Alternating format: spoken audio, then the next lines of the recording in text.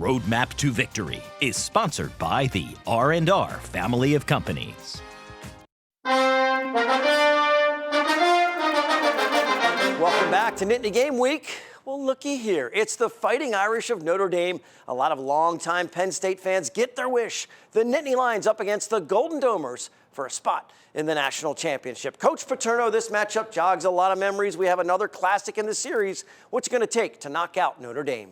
Going to take maybe Penn State's best effort of the year. And when you look at the history of this thing, 12 straight years from 81 to 92, 12 head-to-head matchups. Penn State won 8 of them.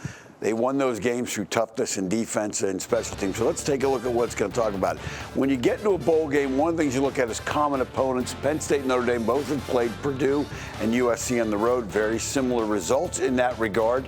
And then you take a look at the offensive performance by the numbers against those two teams.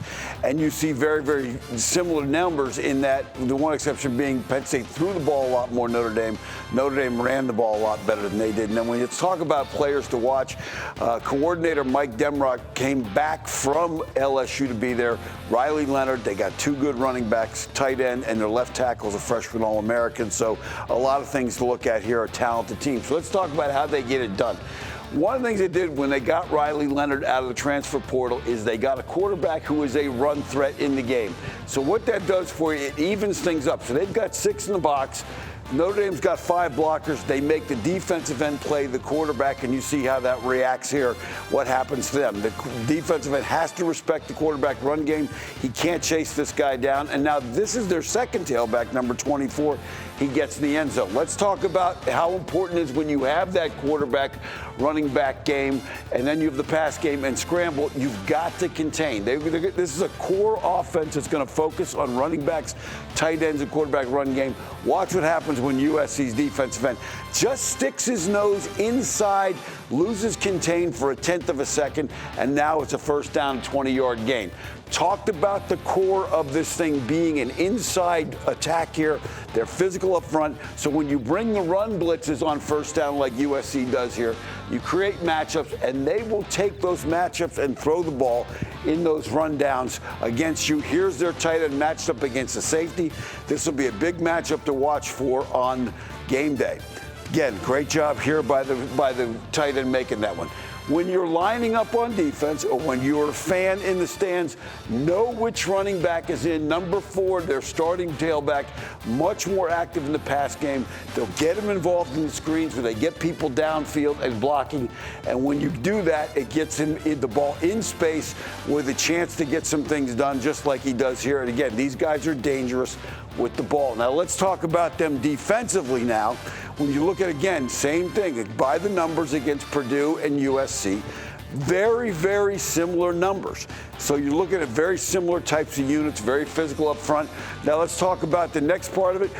Players to watch: Al Golden, defensive coordinator, 1991 captain of Penn State. Safety is a big-time player, and they're good up front as well. What they want to do is create matchups, and they're going to get their corners rolled up on you. That's going to force things into the boundary and the field safeties, and the question will be how they match up with Tyler Warren. Take a look at the video here. Again, they're going to try and make you match up. So even if your best wideout's inside, they're going to take the corner and move them in. They like run blitzes. They'll come after you. They'll be aggressive against Penn State. Talk about the blitz, multiple blitz looks. They want to get the quarterback rattled and get him uncomfortable. There were times, we'll take a look at the video, there were times against Boise State where they gave Penn State multiple blitz looks that got Drew Allar a little out of sorts and rattled and took some sacks. Look for them to do the same thing here. They did that to USC. Now, again, they want to blitz to force the action. They are very, very aggressive up front. They will get the safeties freed up to help. Blitzes create chaos, and chaos creates turnovers. And then once you do that, they read what you do, and they create those turnovers and big plays. They lead the country in turnovers. They have 4 pick sixes.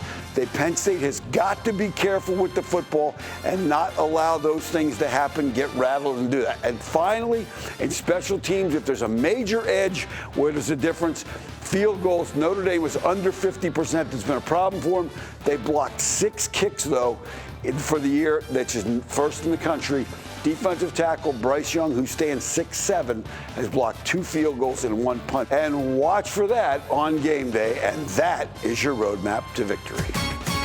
Thanks, Coach. I'm going to be in Miami after spending a few days in Arizona. I know, rough assignments during the winter months. For the players, it's game number 16. Feels like an NFL schedule, and I caught up with a former NFL and Penn State linebacker, Super Bowl champion, and Big Ten network analyst, Matt Millen.